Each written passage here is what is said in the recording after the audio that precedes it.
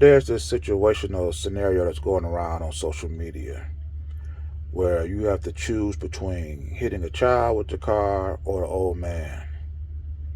When I was presented with this, reluctantly I chose to hit the old man.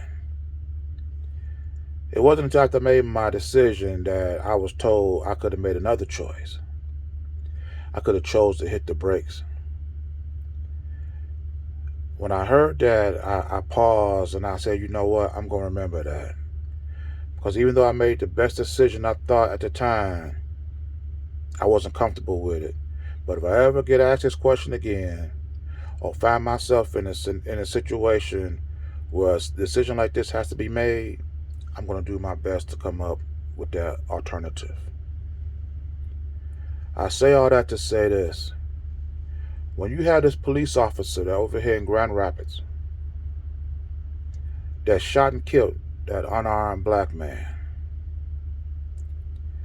you have seen this scenario played out over and over and over again.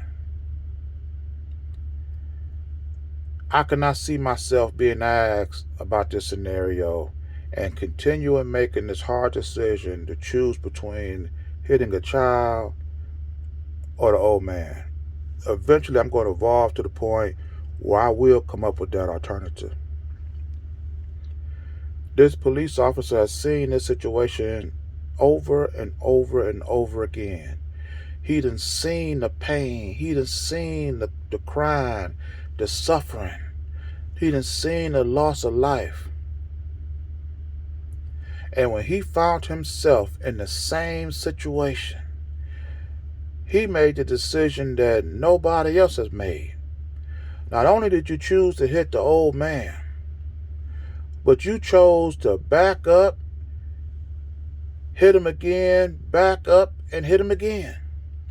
You literally took your pistol and placed it in the back of the man's head and pulled the trigger.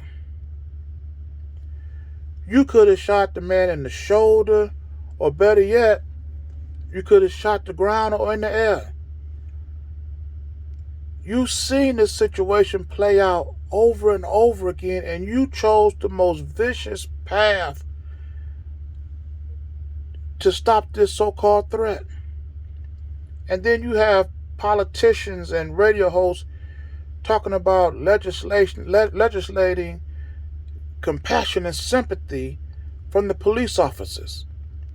If you on the outside of the situation and have to legislate compassion and sympathy that should come from the inside of police officers, how on earth are these people policing over you in the first place?